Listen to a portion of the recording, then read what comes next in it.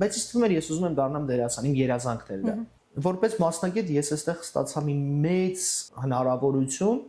համարյա 24/7 ռեժիմով աշխատում էի։ Երեկոյան էլ ակումբներում արդեն շոուներ էինք վարում։ Առաջին օրինախախտ ինքն է, մեքենայի ղեկին դու պիտի երկու ձեռքով բռնես ղեկը ու վերջ, դու իրավունք չունես ուշադրությունը չեղես ոչ հեռախոսին, ոչ ինչ որ մի բան։ Վերջին 2-3 տարում մենակ հմրադեղերից ծանր կախվածության թիվը եռապատկվել է։ Ամենասարսափելի տարբերությունը Հայաստանի եւ զարգացած աշխարհի նա է, որ մարդկանց չեն տալիս պայքարի մեխանիզմներ։ Առհասարակ իմ կյանքում ավելի շատ ժամանակ սկսեցի տրամադրել ինձ։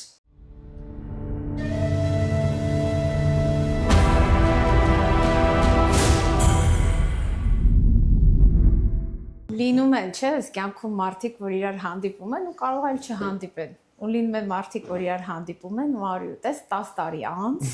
տեղերով փոխված, կարելի է այդպես ասել։ 2015 թվականին ես հիշում եմ, որ Բարի լույս երկիր մեդիայում հյուր էինք եւ վարողներից մեկը Բարի լույսի դեմքը բրույն էր։ Արմինեի հետ եք, եթե չեմ սխալվում, այդ օրը մեզ հյուր էիք կանչել, այո։ Ու 10 տարի անց հանդիպում ենք այստեղ Միացյալ Նահանգներում։ Շատ հետաքրքիր է, մանավանդ այս պահին հիշեցնելը, Աստված Արմինեի հոգին են լուսավորի, հանդիպում են ճանապարհները, եթե նկատել եք հայկական աշխարհը, այսինքն գլոբալ մոլորակը հայերի համար շատ փոքր է։ Մեր ճանապարհները անընդհատ խաչվում են, անընդհատ։ Այստեղ մի անգամ ինձ շատ հետաքրքիր պատմության ավարտ տեղի ունեցավ, ինձ գտավ մեկը, ով ավելի հեռու 20 մոտավորապես 20 տարվա խորքից չէր գտել, որ ինչ շնորհակալություն հայտնի մի հատ փոքր լուսանկարի համար, որ կարողացել էի գտնեմ ու ուղարկեմ իրենց հասցեով։ Լուսանկար ասեցիր, հիշեցի, ես այսօր հենց այդ լուսանկարն էի նայում ու նայում եմ, թե ինչքան է փոխվել վրույրը, ես 10 տարի ինչքան բան է փոխել մեր կյանքում։ Թվում է էլի երիտասարդ եք, նույն երիտասարդն եք, բայց հայացքն ու ապրելակերպն ու կյանքը երևի ժամանակ մի քիչ ավելի ոնց կբնութագրես, ինչը 10 տարի առաջվա վրույրին ու հիմա։ Ես ավելին ասեմ, այս վերջին շրջանում շատ տենց անձնային աճի, փոփոխությունների, տրանսֆորմացիաների ֆոնին հետ գնացի այդ մոտավորապես 10-15 տարի առաջվա վրույրի մոտ խոսելու եւ շատ բան չի փոխվել, եթե անկեղծ ասեմ, զուտ երևի մի քիչ արտաքին փոփոխություններ են, որովհետեւ հիմա վերջնական որոշում ունեմ լրջորեն զբաղվել իմ առողջությամբ եւ տեսքով նաեւ նախկին վրույրը շատ երասկոտ, շատ համառ ու շատ անհամբեր մարդ էր։ Այս վրույրը մի քիչ ավելի բավարարված, մի քիչ ավելի ներդաշնակված, մի քիչ ավելի մեծ ճանապարհ անցած ու դեռ ավելի մեծին արդեն ուժեղացած ու պատրաստված տեսակ է, որը շատ եմ սիրում, բայց դրա հիմքը այդ նախկին վրույրն է, որ ես ծանոթացել եմ երկիր մեդիայում ու իմ ամենահետաքրքիր, ամենագեղեցիկ, ամենամասնագիտական առումով նաև գեղեցիկ ձեռքբերումների ժամանակաշրջան է եղել նաև այդ երկիր մեդիայի տարիների աշխատանքը շատ հետաքրքիր է։ Կարոտ կա։ Չէ։ Չէ։ Մի փուլեր անցավ փակեցին։ Դա ավարտուն տրամաբանական սկզբով եւ տրամաբանական ավարտով գեղեցիկ, անտանելի գեղեցիկ փուլ էր, որտեղ շատ լավ ընկերներ ձեռք բերեցի, խնդրեմ շատ լավ ծանոթություններ ձեռք բերեցի։ Ակես ինչքան մարդիկ են եկել հյուր ու մնացել որպես ծանոթներ։ Շատ, շատերը կան ու չգիտեմ այդպես է ստացվել, այստեղ էլ շատ մարդկանց հանդիպում եմ, հետո քանի որ զուգահեռ ես նաև աշխատում էի հանրային ռադիոյում, Սփյուռքի խմբագրության բաժնում էի աշխատում, պրոդյուսերական կարծեմ մոտ 10 հաղորդում ունեի, ամբողջը Սփյուռքի հետ էր կապված, այսինքն գնացող, եկող, ապրող, ճամփորդող, տեղի լավագույն կերպարները միշտ մեզ այդ առնչության մեջ էին։ Իսկ դա ինձ համար շատ իմ մասնագիտության ամենասիրելի դրվագներից մեկն է ծանոթությունը, մարդկանց գտնելն ու բացահայտելը։ Քան սիրուն է անչին, որ մարդ խոսելուց փայլում աչքերը, որ իր մասնագիտության, այսինքն այդ ճիշտ ընտրության, դրա համար ուզում եմ ասեմ, որ այսօրվա հայքաստում հյուր է եկել Վրույր Թադևոսյանը, լրագրող, հաղորդավար։ Հիմա մի փոքր փորձենք կարճ անդրադառնանք, թե ինչպես եղավ որոշումը դառնալ լրագրող, հաղորդավար։ Շատ Տես, ուզում եմ այս հարցին մի քիչ խորքային պատասխան տամ, բայց կփորձեմ կարճ կազմակերպել դա։ Ես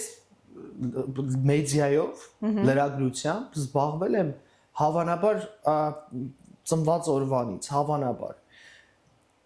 Ես ճշմարտություն եմ որոնել միշտ։ Եվ անդադար նախ սիրում էի շատ լուսանկարել, հետո շատ էի սիրում գրել, ուղակի գրել, ստեղծել, հետո բաց չէի թողնում, որը ու բարեբախտաբար իմ ծնողները չեն էլ արգելել մեծահասակների 18+ ֆիլմեր դիտելը, ու չեն էլ տեսել հավանաբար, որովհետև երբ որ քնում էին մենք այդ չխկիկով միացնում էինք հեռուստացույց եւ այլն։ Ու մինչև լույս ես նստած ֆիլմ էի դիտում, հաղորդումներ էի դիտում, ես ապրում էի, մեդիայով ապրում էի։ Ինձ թվում էր իմ երազանքը դերասան դառնալն է։ Բայց զուգահեռ ես նկարահանում էի ֆիլմեր, անում էի այն, ինչ այսօր TikTok-ում, social media-ում անում են ինֆլուենսերները, անում էի փոքրիկ տեսախցիկով, որը հայրս էր արել, դա էլ շատ հետաքրքիր պատմություն ունի։ Ու իմ առաջին ֆիլմը, որը գեղարվեստական լիամետրաժ ֆիլմ էր, հենց մեր գյուղի մասին էր, մեր գյուղի իրական մարդկանց։ Եղած պատմությունները վերականգնեցի նույն հերոսներին, աղաչեցի ու ես 11 տարեկան էի, 11 կամ 13 ներողություն, Տավուշի մարզ գյուղ Չորաթան, ֆիլմը մինչև հիմա VHS տեսաերիզով կա, եւ ես ապրում էի այդ իրականության մեջ, ես այդ օբյեկտիվն էի, որը ցույց էր տալիս, երբ որ գյուղ գալիս էին լրագրողներ լուսաբանելու, ինձ էին տանում հարցերին պատասխանելու, դպրոցի բոլոր առանձին մշակույթի տան, դպրոցի ու մնացած բոլոր տեղերի հաղորդավարն էի եւ այլն, բայց ինձ թվում էր ես ուզում եմ դառնամ դերասան, իմ երազանքն էր դա։ Հետո մի օր, երբ որ քրուս արդեն իրավաբանական էր ընդունվել, երբ որ արդեն պապան էլ իսկապես հոգնել էր, ու էլ չէր կարողանում, ասում էր, կլինի հարմար մի մասնագիտություն ընտրի, որ պիտի արդեն պատրաստեի սովորեի, 14 տարեկան էի այդ ժամանակ, որ էժան լինի էլի։ Նայեցի, լավ, ժուրնալիստիկա, էժան է։ Ու առաջին օրն էլ համացանում, որ ասեցին, ինչի համար եք ընտրել այս մասնագիտությունը, շատ հանգիստ որտեղ էժան էր, որտեղ դա ամենաէժանն էր, վարձ ամենա մաչելին է։ Եվ չեմ փոշմանել, որովհետև ես գիտես նույն կերպ ոնց որ զուտ նաև ուրախ դեմքով, էլի, այսինքն ոչ մի դեպրեսիա, ոչ մի բան, ոչինչ չի եղել, ուղղակի նույն ուրախությամբ ընտրել եմ մասնագիտությունը, գնացել եմ այդ ճանապարհով, հրաշալի ընկերներ եմ ձեռք բերել եւ ապրել, ուրախացել նույն կերպ ամբողջ ընթացքը։ Ես չեմ հիշում մի դեպք, երբ փոշմանած լինեմ իմ ընտրությունից, նույնիսկ երբ ենթարկվել եմ թե հարձակումների, թե հետապնդումների, թե ճնշումների, չեմ հիշում մի դեպք, որ ինձ կոտրած լինի։ Ընդհակառակը, ամեն ցանկացած խնդրի պարագայում ես ավելի ուժեղանում եմ։ Ես ինձ դարձնում եմ ինձանից ավելի լավը, անդադար, որովհետև ես որոնում եմ ճշմարտությունը ու երևի այս մասնագիտությունն էլ ընտրել եմ ճշմարտությունը գտնելու համար, պարտադիր չի այդ մասին հաղորդեմ, պարտադիր է որ ես գտնեմ, դա իմ ներքին մղումն է, ես ուզում եմ իմանամ ճիշտը։ Դա էլ չէ համարձակություն, իմանալ ու նաև լուսաբանել, ու հետո հետևանքների մասին։ Գիտես, երբ հասկանում ես քո առաքելությունը կյանքում, անկախ նրանից դա միգուցե ճշմարիտ չլինի, բայց դա է առաքելությունը, որը քո բջիջներով պտտվում է երակների մեջ, դու նաև հասկանում ես, որ որևէ խոչընդոտ չի կարող լինել, իսկ ցանկացած խնդիր, խոչընդոտ, ցանկացած մեծ անկում եւ կամ ճախրանք քեզ տանում են դեպի քո ճամփորդության տրամաբանական ավարտը։ Եթե այդ ավարտը պիտի լինի աղմկոտ եւ ցավոտ, ուրեմն դա է նախանշված։ Եթե դա պիտի լինի լուռ, աննկատ ու միապաղաղ, ուրեմն դա է դրա ավարտը։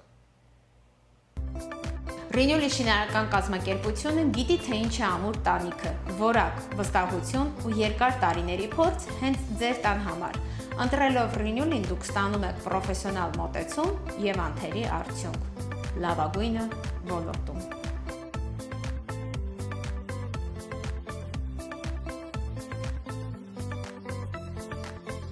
Կուզենամ ավելի հստակեցնենք լրագրողի մասնագիտությունը top վտանգավոր մասնագիտությունների երյակում հայտնվում է, չէ՞։ Քառյակում, մոտավորապես ամենավտանգավոր մասնագիտություններից մեկն է լրագրողի մասնագիտությունը։ Դրանք մասնագիտական գործունեության ընթացքում վերջերս տեղ ունեցած դեպքերից մեկը Լոս Անջելեսում, երբ որ ադրբեջանական կողմը հարձակվեց ցեղասպանության ճանաչման ու Արցախի դեմ Ադրբեջանի հրահրած պատերազմի համար դուրս եկած մարդկանց բողոքի ցույցերի ներկաների վրա, մենք մեջտեղում էինք, միակն էի, որ լուսաբանում էի։ Ես եղել եմ նաև BLM-ի ցույցերի մեջտեղում կանգնած, որտեղ ամենավտանգավոր դրվագներից մեկն էր։ Եվ այսպես ամենաաղմկոտ դեպքերից մեկը նաև հեղափոխության ժամանակ ինձ մեքենաս վնասելով իմ վրա հարձակվելով այդ դեպքերից մեկն էր, բայց գիտես, դրանք մասնագիտության, մեր ընտրած մասնագիտության անբաժան մասերն են։ Ես նաև ռազմական ժուրնալիստիկայի մեջ եմ եղել երկար տարիներ եւ ինձ համար դա դարձել է կենսաձև պատրաստ լինելը եւ բարեբախտաբար այնքան գիտակից եմ եղել ժամանակի ընթացքում, որ եւ ֆիզիկապես եւ նաեւ մտովի պատրաստվել եմ ցանկացած տեսակի թե հարձակման, թե բռնաճնշումների եւ թե հետապնդումների։ Բայց այստեղ ցույցերի ժամանակ ոստիկանությունն էլ է, չէ՞, դուրսում, այսինքն չեն պաշտպանում այդ վտանգի հետ։ Գիտես, անակնկալ երբ որ հարձակվում են, առանձնապես չես տեսնում կողքից ով է պաշտպանում։ Իհարկե եղան միջամտեցին, իհարկե կար նաեւ անվտանգության աշխատակիցների ներկայություն, բայց որևէ մեկը ապահովագրված չի, անակնկալ հարձակումը մի վայրկյանում է տեղի ունենում։ Ռիչան, ասեցիր հեղափոխության ժամանակ, բայց եթե չեմ սխալվում, հեղափոխության ժամանակ դու արդեն այստեղ ես, չէ՞, բնակվում։ Դեռ ոչ։ Դեռ ոչ։ Մեզ կլուսաբանես քանի տարի է որ ապրում ես Միացյալ Նահանգներում։ Միացյալ Նահանգներ վերույնին, այս ուզում եմ ասեմ, կայացած իր ոլորտի մարդու։ Ես ինչի եմ շատ սիրում, էլի պիտի վերադառնամ իմ մասնագիտությանը։ Ես իրականում շատ երախտապարտ եմ 10 տարի առաջվա վրույրին, 20-30 տարի առաջվա վրույրին, որովհետև մենք մի ձիրք ունենք մեր ինտուիցիային վստահել եւ երևի թե ինտուիտիվ եմ նաեւ մասնագիտությունս ընտրել, որը իմ ամբողջ կյանքում մենք ես ու մասնագիտությունս ձեռքի բռնած մեկս մյուսի օգնելով ապրել ենք։ Հեղափոխության շրջանում բավականին ծանր էր ու իդեպ եթե չեմ սխալվում, ես երբեք չեմ խոսել այս թեմայի շուրջ։ Հիմա առանձնապես տենց խորը դետալներով հիշելու ցանկություն եւս չունեմ, բայց եղավ հեղաշրջում, երբ որ պիտի արդեն լիներ հեղաշրջումը, ավարտվեց Երկիր մեդիայում Բարև Երկիր ծրագիրը։ Մեր աշխատանքը ավարտվեց կրկին տրամաբանորեն, գեղեցիկ, մեկս մյուսի հրաժեշտ տվեցինք, շատ տխուր էինք ազնվորեն եւ ուզում էինք այդ գեղեցիկ իրականությունը ապրի, մենք ամենամրցունակ առավոտյան ծրագիրն էինք դարձել։ Մեզ մոտ թե կոմերցիոն, թե ոչ կոմերցիոն հարցազրույցները շատ էին։ Զուգահեռ ես աշխատում էի հանրային ռադիոյում, ինձ թվում էր իմ մասնագիտական կյանքը արդեն ճիշտ կազմակերպվում է։ Ես դասախոսություն էի կարդում Սլավոնական համալսարանում ու վայելում էի ամեն օրս, ամեն վայրկյանս մինչև կգար արդեն հեղափոխությունը։ Եվ էլի մասնագիտական գործունեություն էի ծավալում, բայց անմիջապես հեղափոխությունը գաղտնիք չի հիմա։ Ամբողջ Հայաստանի կյանքը պարալիզացրեց, այդ ընթացքում մի անգամից շատ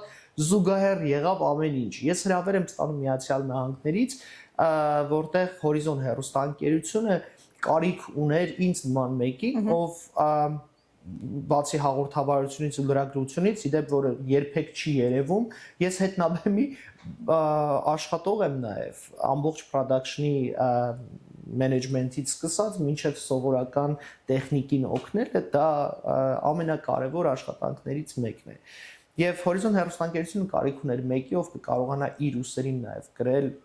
այդ պարտավորությունը ամբողջ հեռուստաընկերությունը վերափոխելու, վերակազմավորելու, նորացնելու եւ դառնալու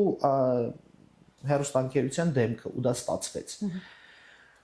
Երկար եմ մտածել նաև Միացյալ Նահանգներ տեղափոխվելու մասին, որովհետև տես ես 2015-16 թվականներին Հայաստան տեղափոխվեցի Եվրոպայից, երբ որ ինձ աշխատանք էին առաջարկում, ուզում էին պահել, որովհետև կարևոր էր այդ մասնագիտությունը, իսկ դա հանրային մեդիա կամփեյնով հանրային մեծ արշավներ ղեկավարելու աշխատանքեր չմնացի։ Ես եկա Հայաստան, կոնկրետ որ քաղաք է։ Եվրոպայում ես ապրել, աշխատել եւ սովորելու տարբեր ծրագրերով եղել եմ Փարիզում, Գերմանիայում, Ֆրանսիայում, Գերմանիայում եւ Նիդերլանդներում։ Եվ թողել եմ ամեն ինչ, ինձ համար ամենակարևորը արագ գալներ Հայաստան, ստեղծելներ իմ մասնագիտական միջավայրը եւ այլն, բայց դա թողելուց հետո տես եկել եմ Հայաստան, ապրել, աշխատել եմ շատ դժվար պայմաններում, շատ քիչ աշխատավարձով, բայց շատ երջանիկ։ Ես համարյա 24/7 ռեժիմով աշխատում էի։ Երեկոյան էլ ակումբներում արդեն շոուներ էինք վարում, ամենօրյա աշխատանքներիցս մեկն է եղել դա։ Եկանք Լոս Անջելես։ Ատես զուգահեռ էր։ Ես ուզում էի ապրեմ այդ իրականությունում, բայց ասում եմ հիմա որ հետ եմ նայում չեմ փոշմանել, կան բաներ, որոնց համար կուզեի այլ լիներ, բայց այդպես ստացվեց։ Եվ ընդունեցի առաջարկը։ Բավականին մեծ քայլ էր դա իմ կյանքում ինձ համար ու մարտահրավեր էր, չէ, գնալու, փոխելու։ Իսկ նա դա առաջի այցն է, թե որպես տուրիստ Ամերիկայում, այսինքն դրանց առաջ ես որպես տուրիստ եկել էի Միացյալ Նահանգներ, էլի շատ սիրել, բայց էլի պատրաստական իմ արձակուրդն էր, փետրվար ամիսն էր, 2018 թվականի փետրվարին եմ ես մտել առաջին անգամ Միացյալ Նահանգներ, դա իմ արձակուրդն էր, ես արագ հետ գնացի Հայաստան, մասնագիտության հետաքրքիր նյուանսների մասին որ ասում եմ, այդ շրջանում նաև վիզա ստանալը այնքան հեշտ ստացվեց, այնքան պատահական։ Իմ գոլեգաները բոլորը տեսնում էին, անընդհատ նշան էր ինձ գալիս, որ ես պիտի վիզայի դիմեմ։ Ստացվեց աշխատանքեր, հետո եկա Հորիզոն հեռուստաընկերություն ու միասին մինչև այսօր մենք այնքան մեծ նախագծեր իրականացրինք, այնքան մեծ մեդիա արշավներ կազմակերպեցինք, այնքան մեծ կապեր, բարեկամություն ու հարաբերություններ ինձ տվեց դա, որ հավերժ երախտապարտ կլինեմ։ Դա իմ կյանքի ամենաճիշտ ընտրություններից մեկն էր որպես մասնագետ, որը կարողացավ, որը որպես մասնագետ ես այստեղ ստացա մի մեծ հնարավորություն ավելի լայն լսարանների հետ աշխատելու։ Իմ օդերը բացվեցին, իմ մասնագիտական կարողությունները լրիվ ուրիշ կերպ սկսեցին զարգանալ։ Ես սկսեցի նաև մեդիա մենեջմենթի մեջ խորանալ, որը մեր ոլորտում ամենակարևոր մասնագիտություններից մեկն է։ Բավարար չի դու կարողանաս արտադրել, կարևորը դրա ճիշտ բաշխումն ու կառավարումն է։ Եվ նմանատիպ շատ ծրագրերից հետո այսպես հասանք, որտեղ հասանք։ Սա տարիների ընթացքում Հայաստան գնացել եք, չէ՞։ Շատ, հիմա էլ պատրաստվում եմ։ Ինչն է, որ արդեն կտրվել է։ Հայաստանի աշխատանքային կենցաղը ատում է։ Չեմ սիրում Հայաստանի գործնական մթնոլորտը։ Մի քիչ ավելի բաց ենք ելնի։ Շատ ծայրահեղ քաղաքականացված է։ Գիտես 20 տարվա ընթացքում որևէ մեկը չկարողացավ քաղաքական առումով, որևէ մեկը չկարողացավ ինձ առնի, եւ դա համարում եմ իմ ամենամեծ ձեռքբերումներից մեկը իմ մասնագիտության մեջ։ Շատ դժվար է մնալ անկախ, շատ դժվար է։ Իսկ Հայաստանում առհասարակ բոլոր ոլորտները ծայրահեղ քաղաքականացված է։ Եվ հարաբերությունները դիտարկվում են քաղաքական հայացքներով, մթնոլորտը ճնշող է ամենտեղ, ընկերոջդ հետ խոսելուց դու չես կարող արտահայտվել, գիտես, իմ ընկերական շրջապատում մենք այսպիսի դիրքորոշում ունենք, ոչ մի քաղաքականություն։ Մենք իրար սիրել ենք, սիրում ենք եւ սիրելու ենք մեր տեսակի, մեր անձի, մեր ով լինելու համար, ոչ մի քաղաքականություն։ Հետո գիտես, որը շատ օբյեկտիվ իրականություն է Հայաստանում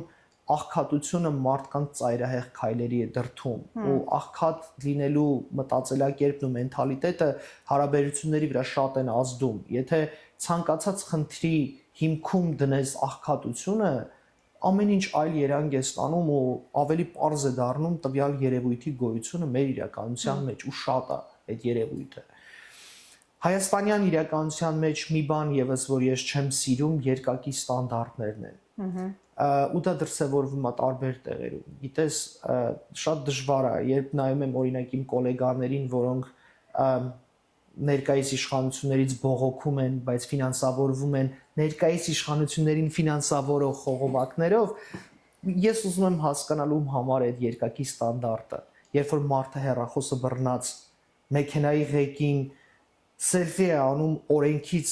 բողոքելով, որ դուք օրենք չեք հարգում, դուք փողոցը ճիշտ չեք անցնում, դուք առաջին օրինախախտ ինքնա, մեքենայի ղեկին դու պիտի երկու ձեռքով բռնես ղեկը ու վերջ, դու իրավունք չունես ուշադրությունը չեղես ոչ հեռախոսին, ոչ ինչ որ մի բան։ Դրանք բոլորը փոքրիկ, բայց երկակի ստանդարտներ են։ Երբ մարդը գիտես իրականը շատ փոքր տարիքում մի հատ նախադասություն իմ ուղեղը մտավ, որ մարդը իրական պիտի լինի այնպիսին, ինչպիսին լույսը անջատած է, ուզում եմ ես միտքը ճիշտ ասեմ, ներողություն։ Եթե կարող եք այս մասը կկտրեք, նորից կկպցնենք, եթե չէ, օքեյ է։ Մարդը իսկական է այն պարագայում, երբ թե լույսը անջատած, թե լույսը վառած, ինքը նույնն է։ Ինչ ես խոսում օրենքից, երբ դու առաջին օրենք խախտողն ես։ Կադրեր եք անում, վիդեոներն եմ նայել հենց այդ մեքենայի մեջից հենց ոնց։ Շատ են, դա գիտես, նայ հավատքից սկսած մինչև մեր ամենափոքր կենցաղ մենք վերանայելու կարիք ունենք։ Մենք չենք կարա նստենք, շարունակենք ինքնախաբեությամբ զբաղվել եւ մտածել, որ մեզ չեն տեսնում, մեզ չեն լսում եւ կամ այդպես։ Չէ, մենք պիտի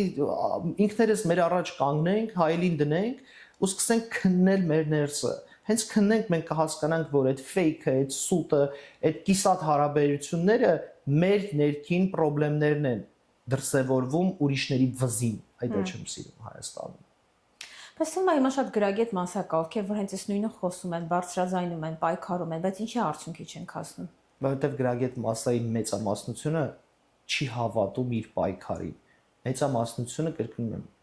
ֆինանսավորվում են պայքարելու համար։ Պայքարը չի կարող ֆինանսավորվել, պայքարը պիտի սրտաբուխ լինի, ինքնաբուխ լինի, պայքարը պիտի լավայպես պայթի ու բոլորին վարակի։ Եթե պայքարը վճարովի է,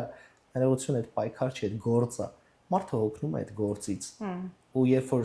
վեցից հետո մարդը տուն է գնում, գործից հոգնած, ոտերը հանում է, շպրտում ու պարկում տանը, նենց ոնց որ ինքը կա իրականում։ Մենք այդ իրական մարդու կարիք ունենք այսօր։ Պարզ, ռեալ, այն ինչ որ կա։ Հետաքրքիր էր, ես մտածելու տեղ ա տալի։ Շատ, մենք դադարել ենք, գիտես, նաև մտածել։ Էլի եմ ասում, արի ամեն ինչի շատ խառն ենք մտածում, շատ տարբեր ենք, շատ մտածելուն հավասար է դա։ Ինձ համար շատ մտածելը չմտածելուն հավասար է, որովհետև արդյունքի չես հասնում։ Արդյունքի հասնում ես, երբ որ սթափ մտքով կարողանում ես կարգավորել նախ եւ առաջ քո սեփական մտքերը։ Շատ աղմուկի մեջ դու կարող ես քո սիրած երգը վայելել, չէ՞։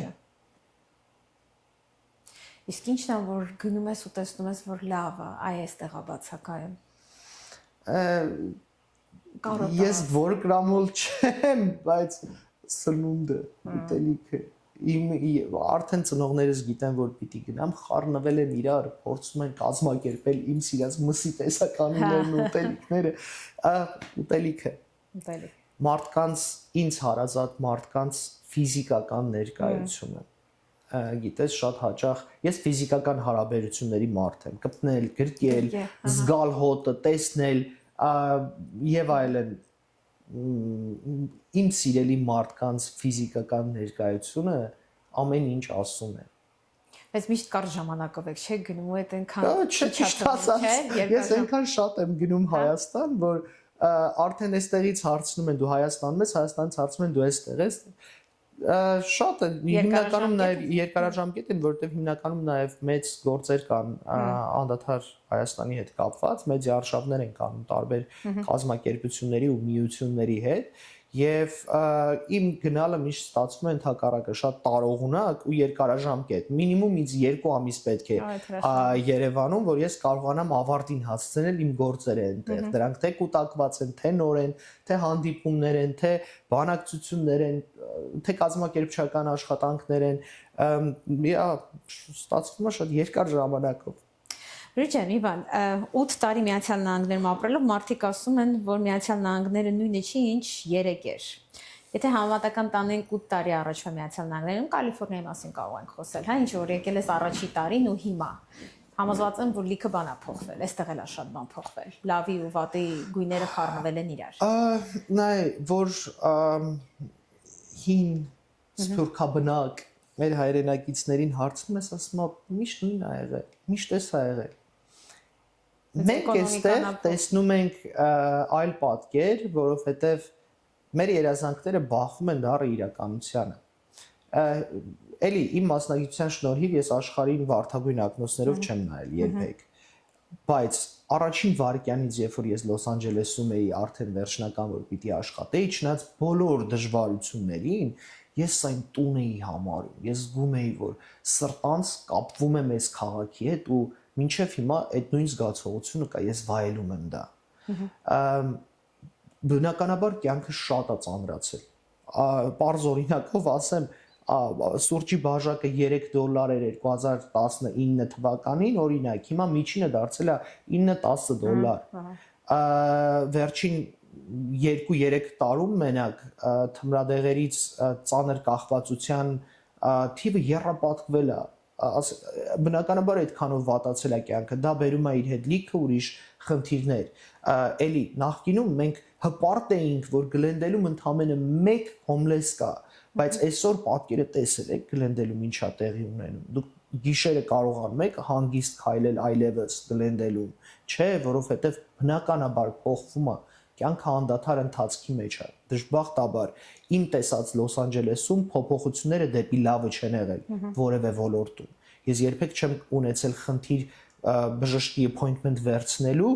ու արզվում է ընդամենը 2 ամիս հետո կկարողանա հիմա ինձ տեսնել բժիշկը, սա սարսափելի է։ Այս պահին, երբ որ Լոս Անջելեսում դու ուզում ես բժշկի տեսակցություն այց վերցնել, գոնե մի ամիս հետո են տալիս։ Դա նորմալ չի, բայց սա է իրականությունը։ Փոփոխությունները դեպի վատն են։ Դա դեռ քո բժիշկն է, իսկ իմ նման որ զանգում ես նոր բժիշկի, ասում եմ, մինչև 27 թիվ նոր հիվանդ չի ընդունում։ Ու ես ավելի մեղմ եի ասում, մի քիչ էլ զգուշ, որ հանկարծ չստացվի հենց այդ ինֆորմացիա եմ ասում։ Բժիշկի ինչ լավն է, որ ոչ մի հին հիվանդի չի բուժում, որ նորերին վերցնի։ Աշխատողը չհասկացավ, ասեց, այո, մեր բժիշկը շատ լավն է, ասի շնորհակալություն, ցտեսություն։ Այսինքն մարդը արդյունք չի տալիս, չէ, որ հները գնան նորերը գան, ինչ նշանակում 27 թիվ, դեռ 26-ը չենք հասել, 27 թիվ փակ։ Դրան զուգահեռ ավելի տարօրինակ բան ասեմ, իմ մարքեթինգի նախագծերից մեկը, որը ռեստորանի հետ աշխատանք է, event venue է ինքը։ 2028 թվին արդեն մենք ունենք ռեզերվ։ 28։ Այո։ Բայց ինչ գիտեմ կյանքում ինչ է։ Դե հենց դա է, Կալիֆոռնիայում էլ կյանքը շատ դևեռացված է, այսպես ծայրահեղ իրականություն։ Ոչ վաղ իր այդ ինչ կլինի։ Բայց դա է Կալիֆոռնիայի գեղեցկությունը։ Անդադար դիզոնանսներ են այստեղ ու փորձում ես այդ դիզոնանսների մեջ գտնել քո ճշմարտությունը։ Այս խոսեցինք թե ինչն է դժվարությունը, իսկ ինչն է որ շատ հավես է այստեղ, շատ սիրվում է։ Ամեն ինչը։ Նայ նույնիսկ այդ դժվարությունները, էլի ինչը ես չեմ սիրում Հայաստանում ու ինչն եմ սիրում այստեղ, հիմա էլի լիքը այդ նույն կոմենտ գրողները սկսելու են ինձ պախարակել, թե ինչը չեմ սիրում Հայաստանում, դժվարությունները արհեստական չեն այստեղ։ Բնական օբյեկտիվ դժվարություններ են, որոնք կարելի է լուծել, լուծում գտնել։ Հայաստանում այնքան բարդ, խառը, անիմաստ, արհեստական դժվարություններ կան, որ փորձում ես այդ դժվարությունները շրջանցելու ձև գտնես, ոչ թե լուծում, որովհետև դու հասկանում ես, որ դրանք բանական մարդու ուղեղին հասու խնդիրներ չեն։ Նենց չի որ անհավանական բաներ չկա Կալիֆոռնիայում, շատ կա։ Բայց կամ քեզ չի առնչվում դա, կամ երբեք չի առնչվելու դա, կամ գոնե դու ունես ընտրություն դրան չառնչվելու։ Եվ վերջ։ Քան շատ ես գրում Հայաստան գալիս, հիմա այս թեմայի հետ կապված մի օրինակ կարող ես բերել, որ այստեղ կարած դրա լուծումը հեշտ է, բայց Հայաստանում այդտեն շրջանցել Նայ ես։ բարձ օրինակ, ոչ նեղ անձնական ճանապարհաշինությունը, ինչքան կարելի է քանդել, սարքել նույն ճանապարհը։ Դու տեսել ես Լոս Անջելեսում մի գիշերում փակում են մի փոքր հատված, արագ սարքում են, բացում են, առավոտ դու չես տեսնում շինարարությունը, ինչքան կարելի է Երևանի օդի աղտոտվածության մակարդակը աշխարհում առաջինն է, եւ սա դարձնել գիտես նյութ անտեսելու որևէ մեկը բարոյական իրավունք չունի։ Չինաստան, երբ որ առաջին անգամ ես գնացի, ինձ ասեցին անպայման պիտի դիմակ կրես, դա մինչև COVID-ներ, 2018-19 թվականներին եմ եղել, չի հավատում։ Հետո հանեցի դիմակս ու զգացի, որ կոկորտից խրխռում եմ արդեն։ Ամեն Երևան գնալով այդ նույն խրխռոցն է, այդ նույն հազն է, այդ դուք տեսել եք ինչա տեղի ունենում այդ շինարարությունները։ Դուք գիտեք, որ Երևանում ջրատար խողովակները նախատեսված չեն այդքան բարձրահարկերի համար, եւ այն միամիտ մարդիկ, ովքեր այդ բարձրահարկերում տներ են առնում, շատ արագ կանգնելու են ջուր չունենալու խնդրի առաջ։ Այն էլ այս պարագայում, երբ որ ջուրը մոնոպոլիա է Երևանում, անշնորհ փնտի մի հատ կազմակերպության ձեռքում, հա, դու չես կարա այդ քաղաքում ջրամատակարարում իրականացնես։ Դուք տեսել եք Երևանում կոյուղաջրերի պայթած իրականությունը, աղբատարերը, դուք տեսել եք ինչ հակահիգիենիկ, հակասանիտարական պայմաններում են ապրում մեր հայրենը, մեր մարդիկ, մերոնք։ Եվ որևէ մեխանիզմ տես ամենասարսափելին Երևանի առհասարակ Հայաստանի ու զարգացած աշխարհի, արի Միացյալ Նահանգներ չասեմ, ամենասարսափելի տարբերությունը Հայաստանի եւ զարգացած աշխարհի նա է, որ մարդկանց չեն տալիս պայքարի մեխանիզմներ, մարդկանց չեն տալիս օրենքով նախատեսված որևէ գործիք, որով կարող են իրենց տունը, իրենց այգին, իրենց երեխային պաշտպանել։ Ինչ իրավունքով մարդը պիտի հարկատուն, որ իրականության մեջ է դա ճշմարիտ, երբ հարկատուն փողերը գցվելուց հետո ներողություն բառից համար կոյուղաջրերի վրայով թռնելով պիտի գնա աշխատանքի ու իր երեխայի բակն է դա։ Իսկ այդ թույն է, քիմիկատները, այդ ամեն ինչը ինչ որ լցվում է մեր բնական ջրի, խմելու ջրի աղբյուրներ, դուք գիտեք դրա մասին։ Չկա նման բան աշխարհում, ախր։ Դե մեր երեխաների հիվանդությունները, որ նայում ես քաղցկեղը, ինչ թվերի մասին է խոսքը, ինչքան մահացու դեպքեր է տալիս, այսինքն փոքր պետությունը ինչ լուրջ խնդիրների առաջ է կանգնած։ Սարսափելի է։ Դե սա է ամբողջ խնդիրը, որ մենք գիտես ժամանակն է այդ պաթոսախեղտ հայրենասիրությունից իջնելու ժամանակն է եւ իրական հողի վրա կռիվ տալու ժամանակներն են։ Առավել եւս հիմա մեր սիրելի հայրենիքում արդեն նորից քաղաքական կրքեր են բորբոքվում ու նոր տեխնացուներ են առաջադրվել։ Ես ուսումնասիրում եմ տեխնացուների քաղաքական արշավները եւ բոլորը պարտված են, վստահեցնում եմ, բոլորը պարտված են, որովհետեւ շատ սխալ ու շատ հնացած սկզբունքներով են կառուցել իրենց քաղաքական արշավի հոգեբանությունը։ Դա անգլերենով outdated է եւ մեր օրերի ընտրազանգվածի ոչ սրտին, ոչ մտքին, ոչ հոգուն ու ոչ ոտերին չի կպնում։ Իսկ ինչ կանեիր դու եթե լինեիր։ Ես տեխնացությունս առաջադրեի, թե ես եթե լինեի Հայաստանում։ Եթե լինեիր։ Որտեվ հիմա կասեն, գնացել է հեռվում, այնտեղից հեշտ է խոսելը։ Ես մանասողներին ոչինչ չունեմ ասելու եւ մեկնաբանել, որովհետեւ հեռվից ավելի շատ բան եմ կարողացել անեմ իմ հայրենիքի համար, քան գոնե այդ մակարդակում կռիվ տալը, դա թողնում եմ համապատասխան մարդկանց, բայց գիտես ներսից է, հեռվից է, ես ինքերնից մեկ ինձ միշտ ասում է դու հավերժ դիմադիր ես, հա, որովհետեւ ես հավերժ խնդիրները տեսնող ու լուսաբանող եմ լինելու։ Ես հավերժ լինելու եմ այն մարդը, որը կփորձի իրար կապել լուծում գտնողին եւ խնդրի շահառուին։ Ու դա եմ արել։ Իմ առաքելություններից մեկը փառքաստո երևի տարբեր կողմերի մարդկանց ցանց ստեղծել, իրար միավորելն է, որ կարողանան ինչ-որ մի գործ անել առանց ինձ, եթե նրանք կարող են, եթե նրանց շահերը համընկնում են, ինչու ոչ։ Ու այսպես շարունակ, այսինքն, գիտես, չի լինում միակողմանի իրականություն։ Դու չես կարող էլի ինքնախաբեությամբ մտածել, թե լավ կհարմարվենք, կապրենք, խնդիր չկա։ Չէ, կա, շատ են, ու եթե չխոսես այդ խնդիրների մասին, ով է լուծվելու։ Հիմա ներողություն իհարկե հակագոված դա սա վեոլիա ջրին եթե ոտնատակ չտաս, ով է տալու, եթե դատի չտաս, եթե massայական այդ հիմնարկը չվառես, չքանդես, ով է անելու ուրիշ։ Բոլորիս դա առնչվում է, այդ կոյուղաջրերը, այդ խմելու ջուրը, այդ վատ սպասարկում, այդ առհամարանքը, այդ խաբելը, այդ խաբկանքը, որ այդ կառույցն է գցում հայ ընտանիքներ, ով է դրա դեմն առնելու։ Որևէ տեխնացու կոնկրետ կոմերցիոն կառույցի նկատմամբ չի իմ խոսքը իհարկե տեխնացու կոմերցիոն կառույց հարաբերությունը չի, այլ որևէ տեխնացու չի առաջարկում մարդկային պարզ, սովորական կենցաղային խնդիրների լուծման ճանապարհները։ Հերիք այդ Երևանը ծանրաբեռնեք, այդ Երևանը մարդաթափելա պետք, այդ Երևանը պետք է արագ թեթևացնել, ընդհակառակ հիմա դրած շինարարություններ անում ում համար, ով է ապրելու։ Ես գիտեմ դժբախտաբար, բայց Զուրի ջան, խոսում ենք, որ տարական կենցաղային հարցեր պետք է լուծեն, չէ, Երևանում, բայց որ ասես մարդիկ կասեն, հա գնացել եք այդտեղից սպասեք, մենք հենց մի հատ մեր անվտանգության հարցը հասկանանք։ Դրանք բոլորը զուգահեռ են։ Հասկանում ես անվտանգության հարցով ժողովուրդը հարկավճարում, ներողություն ժողովուրդը հարկավճարում, որպեսզի զուգահեռ եւ իր անվտանգության հարցը լուծվի եւ իր պաշտպանությունը լուծվի եւ միջազգային ատյաններում իրեն ճիշտ ներկայացնեն եւ առողջապահական համակարգը նորմալ սպասարկի եւ կենցաղում որևէ խնդիր չլինի։ Ում համար է ժողովուրդը հարկ վճարում։ Մեր ժողովուրդը էլի եմ ասում, արի տակը դնենք աղքատությունը։ Աղքատացրել են, ստիպել են, ընչաքաղց են դարձրել մեր ժողովրդին, որ մի քանի կոպեկով կարողանան նրանց գիտես էգոն առնել, թույլ տուր սենց ասեմ, ստե խոսքը մենակ քվեի ու ձայնի մասին չի։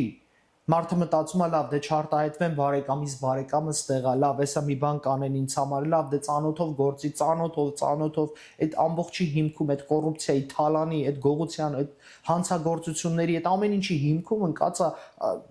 Երևանում ուղիղ քայլող մարդ չկա, դուք տեսել եք։ Թմրադեղերի ազդեցության տակ ստատիստիկաները նայել եք Երևանի իրականության, դրանք չեմ սիրում։ Ու դա ինչից է գալիս, աղքատությունից, եղած իրականությունը մոռանալու ցանկությունից, այդ ամեն ինչը գալիս է ինքնախաբեությունից ու ջայլամություն անելուց։ Բայց նույնիսկ մենք խոսում ենք որ ժամանակ առաջ որ այստեղ էլ չէ տեսնում այդ նույն թմրամոլություն։ Միգուցե այստեղ երկիրը մեծ է, մարդիկ շատ են, դրա համար չեն կենտրոնանում, թե այստեղ հայրենիքը սիրելու, որ ուզում ես ամեն հայ ճիշտ։ Տես,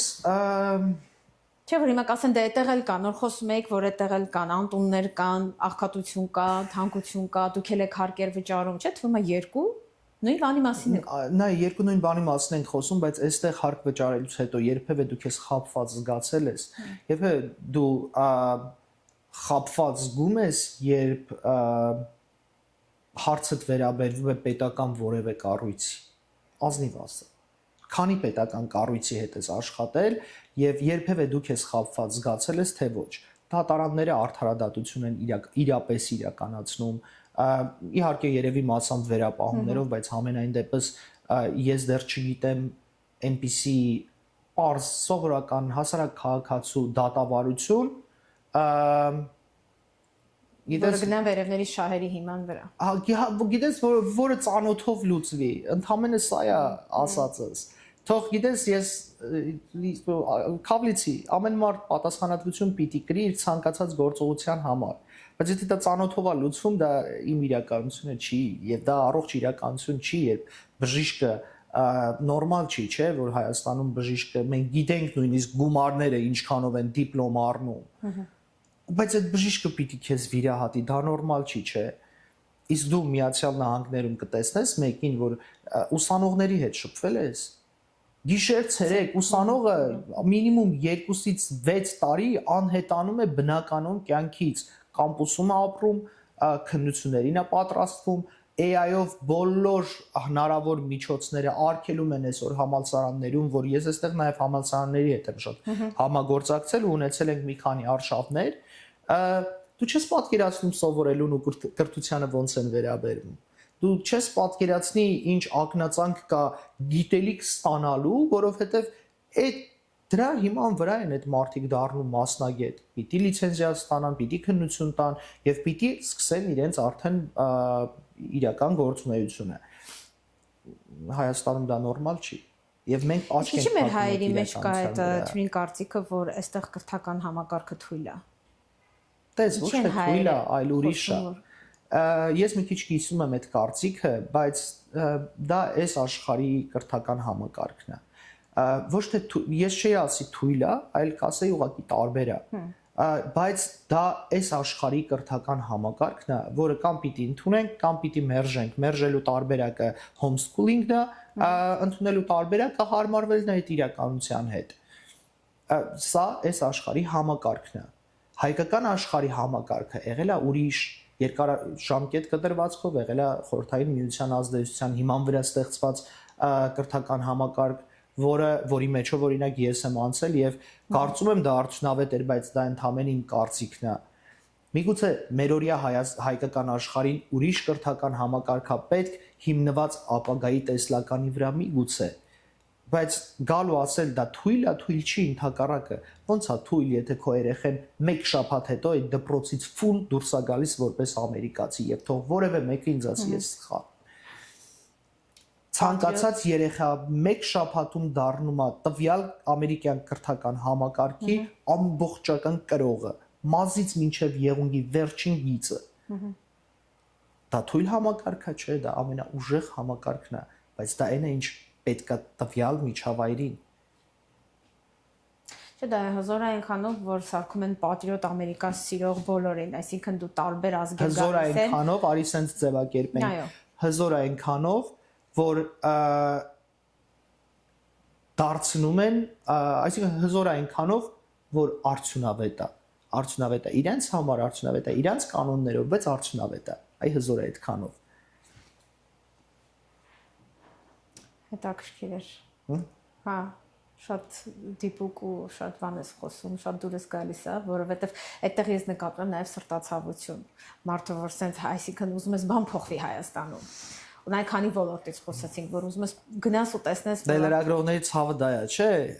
ամեն ոլորտից գիտեն, սովոր են, տեղյակ են, ուսումնասիրել են։ Կարծեմ 21 տարեկան էի։ Ինձ ասեցին Հայաստանի ամենաուժեղ տնտեսական ոլորտի մասնագետներից մեկին պիտի պատրաստեինք լրագրողների հետ հանդիպմանը։ Դա շատ հետաքրքիր կետ է։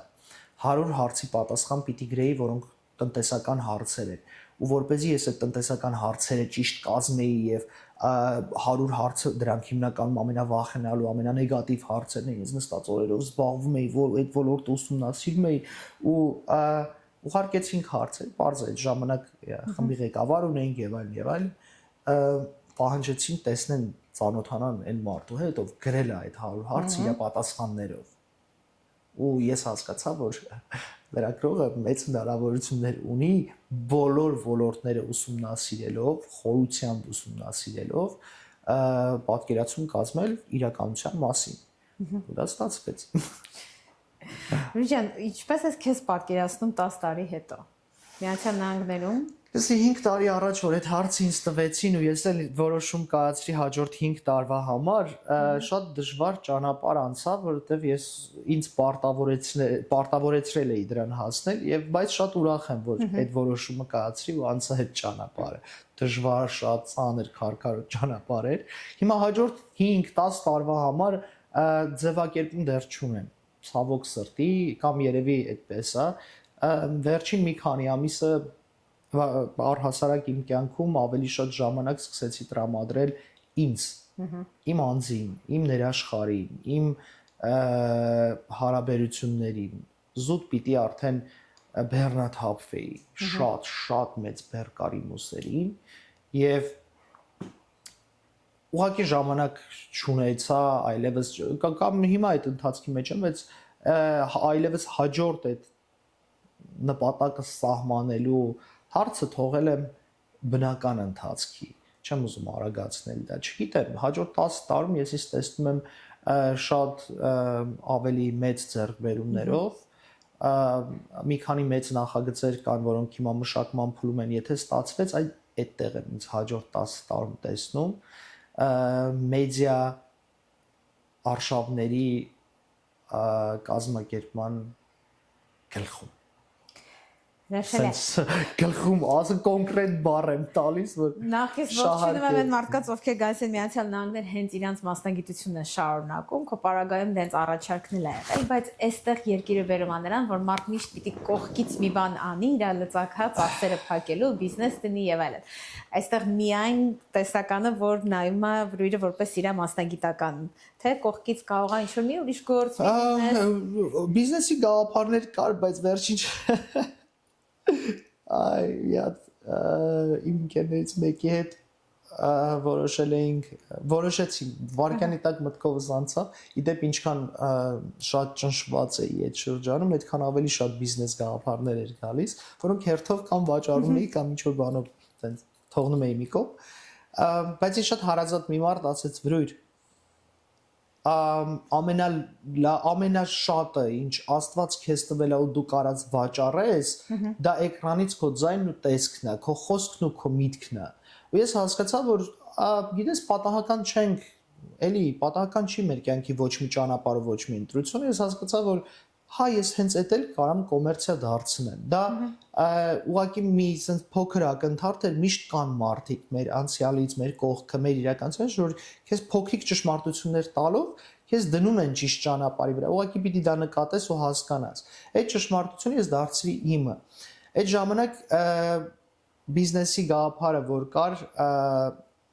ավարտուն տեսքի բերեցինք եւ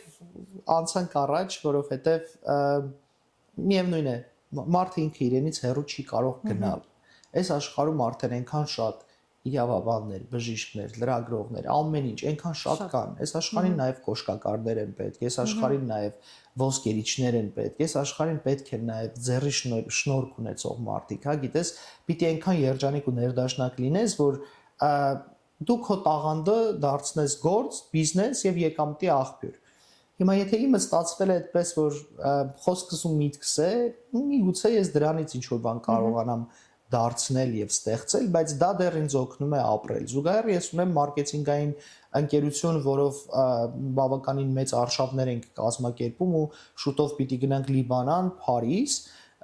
Դրանք տես, թե իմ բիզնեսն են, թե իմ եկամտի աղբյուրն է եւ թե իմ մասնագիտությունն է։ Ես սիրում եմ այս աշխարհը, ես սիրում եմ իմ մասնագիտությունը, ես սիրում եմ դրանից ածանցյալ բոլոր երևույթներն ու հնարավորությունները, որոնք շատ են եւ պետք է ուղղակի դրանք օգտագործել։ Իսկ ինչի պիտի, որը շատ եմ սիրում ու գուցե անեմ, բայց ինչի պիտի դու հագուստ վաճառես, օրինակ, ու դա համարես քո եկամտի աղբյուրը, եթե դու քո կյանքի 20 տարին ծախսել ես խոսքի մշակույթ զարգացնելով, ճշմարտություն որոնելով եւ մեդիա արտադրանք ստեղծելով։ Ես արդեն պետք չի զրոյից սկսել, պետք չի ինքնեն կանգնել, որտեվ արդեն ինքել կանգնել ես։ Չէ, ուղղակի պետքա միտքը թեթևացնես, սթափվես եւ փոշիդ թափ տաս ծնկներիցդ ու որոշես եղածից ինչ կարաս անես, որ դառնա բիզնես, դա է մարդու ուժը, դա է մարդու մտքի զորությունը։ Իսկ այնտեղ լիքը պատասխաններ կա, պիտի խորը գնաս ու գտնես այդ պատասխանները։ Շնորհակալ եմ։ Կուզենայս էիր վերջին կարդացածդ գիրքը, որ քեզ շատ ոգևորել է։ Վերջին այդ ֆիլմը, որտեղ նրանց հետաքրքիր է այդքան պրպտող մարդը։ Նայ, երկուսն էլ սխալ հարց է իմ բարագայում, որտեղ ես ամբողջ օրը զուգահեռ նաև ֆիլմ եմ դիտում, որևէ պատկերացրու ես այնքան կինոման եմ։ Ես այլևս ձանձրանում եմ, որովհետև նոր ֆիլմ չի, ես սպասում եմ պրեմիերաներին արդեն։ Ամեն օր ես գոնե 2 ֆիլմ նայում եմ, 3 նայել եմ 2 ֆիլմ գիշերը քնելուց առաջ։ Իմ վերջին կարդացած գիրքը վայ Դոլորես, էսա կհիշեմ։ Մեր աշխարհում մի հատ գիտությունը ասում եմ, չէ՞, անունների հետ խնդիր ունեմ։ Չեմ դիմանա պիտի նայեմ։ Ոչինչ, ասա ինչ որ տպավորվել ես դրանից։ Դա պատմում է 2 կարևոր գիրք կա, հիմա որ կարդում եմ, եւ ներողություն էլի ես չգիտեմ այդ գրքերի անունը, հիմա նայում եմ իմ օրդերներից, որ ցույց տամ, որն եմ առել այդ գրքի, որտեվ Դոլորես ունեի ուսումնասիրել է մի գիտություն, որի համաձայն այնտեղ լուրջ մեկնաբանություն կա, թե մոլորակի վրա զարթոնքի ինչ ալիք է գալու մեր ապրած այս ժամանակաշրջանում ու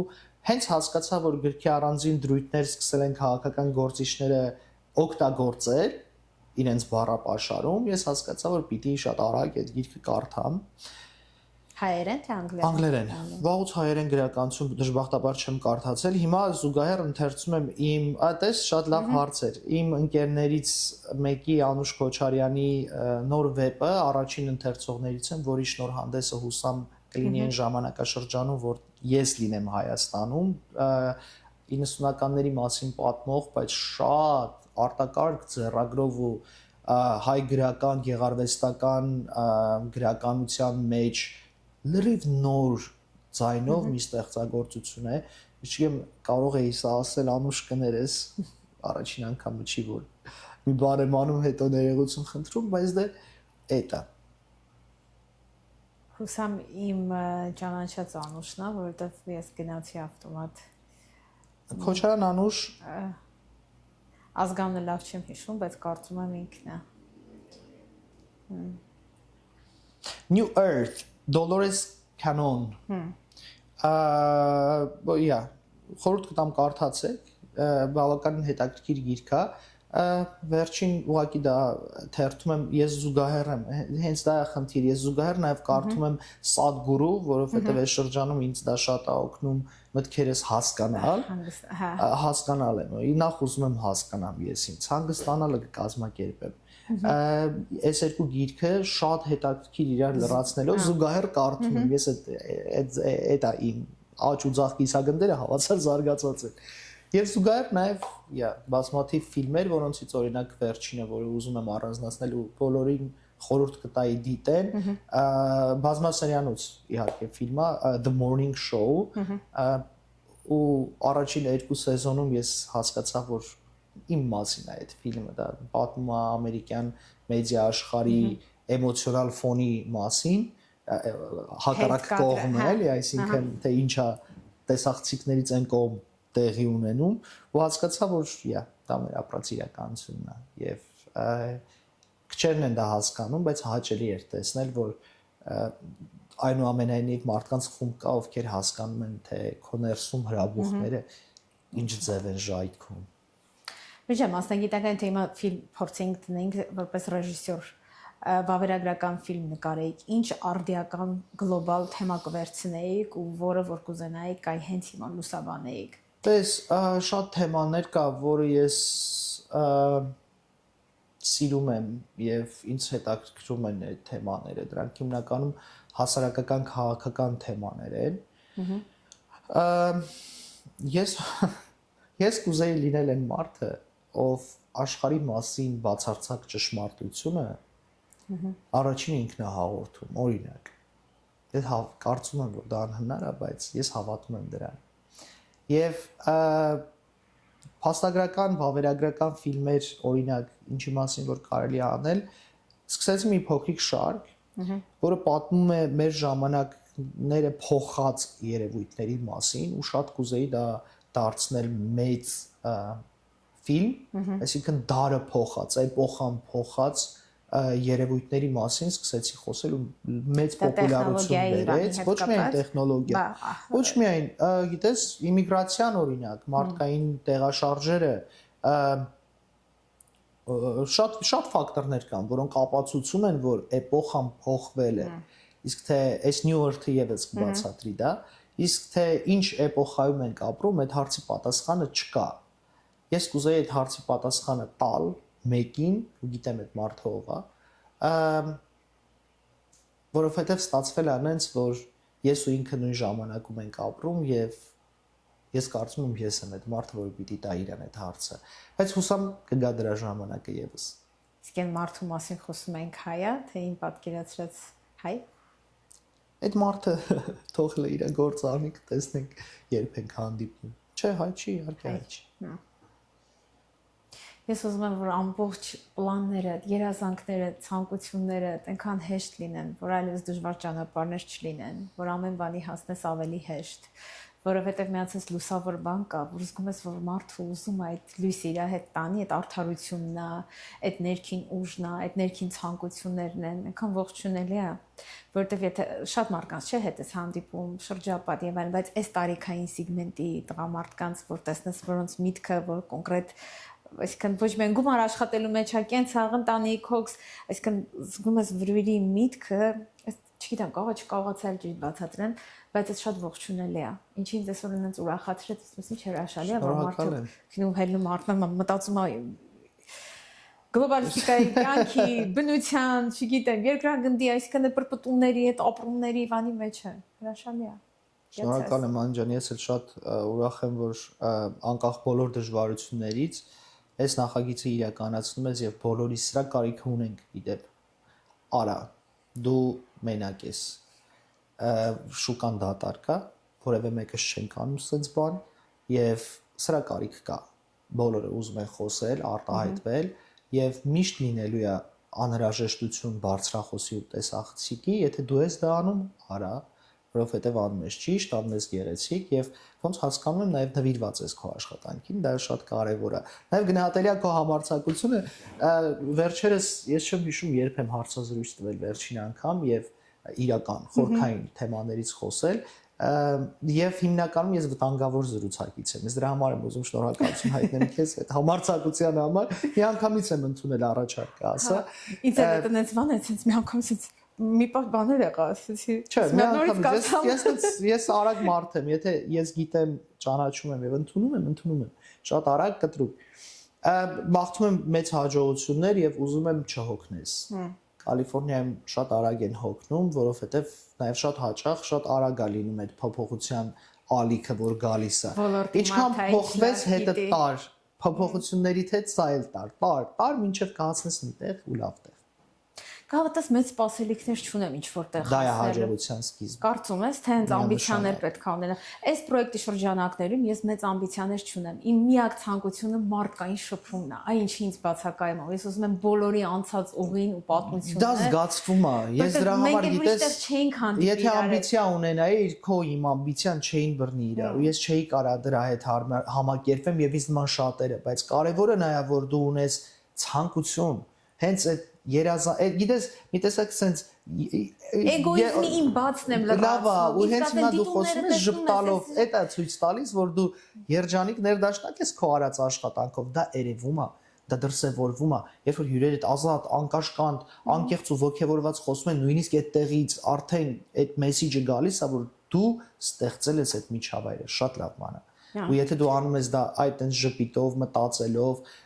պատկերացնելով հաջորդը ինչ կանես եւ այլն, քո աճի ամբիցիան ունեցի, բայց անձնական ամբիցիա դարձրու դա։ Իսկ սա այն տան պատից կախված գեղեցիկ կտավի նման փաթաթի ամենտեղ տար հետդ, ուր կլինես, որովհետեւ քեզ սազում է, ճիշտ ես անում աշխատանքդ եւ մեծ հավակնություններ չունես, քո հավակնությունը մեծ հարթակ տալն է մարդկանց, որ արտահայտվեն։ Սիրով ինչ է։ Շատ լավ ես ասում, շնորհակալ եմ, որովհետև երբեմն կցավեցնի, ինձ կասեն, գումար չես աշխատում, դիտումները մեկ հյուրինի քիչ է, գավաթս չեմ խորանում։ Հրասա վերջի անգամ երբ ես մտել տեսել դիտումների, այսինքն ինձ դա չի կարևորը։ Անի ցավը տանեմ, ես $900 ծախսում եմ 3 րոպեանոց production-ով reel-ի վրա, որը դիտում է, ենթադրենք, չգիտեմ, 30,000 մարդ։ $0 ծախսում եմ հեռախոսով մեքենայի վրա եւ մեքենայի մեջ նկարվելով 100-200 հազար մարդ է նայում դա։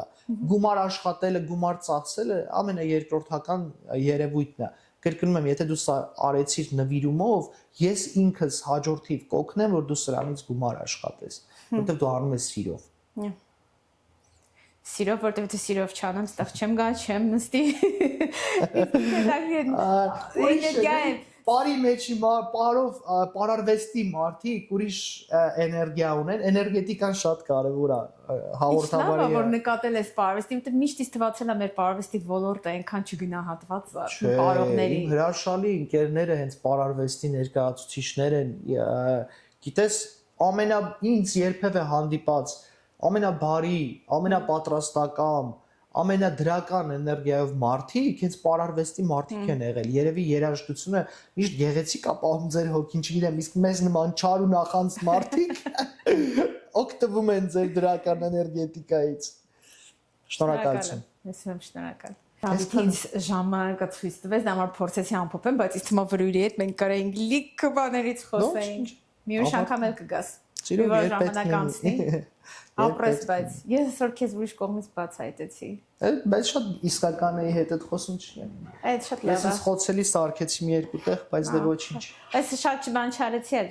տեղեր կար, որ շատ սիրուն է, մասնագիտական պրոֆեսիոնալիզմը ասում է, մարդը գիտի որտեղ սիրուն ստապա տա։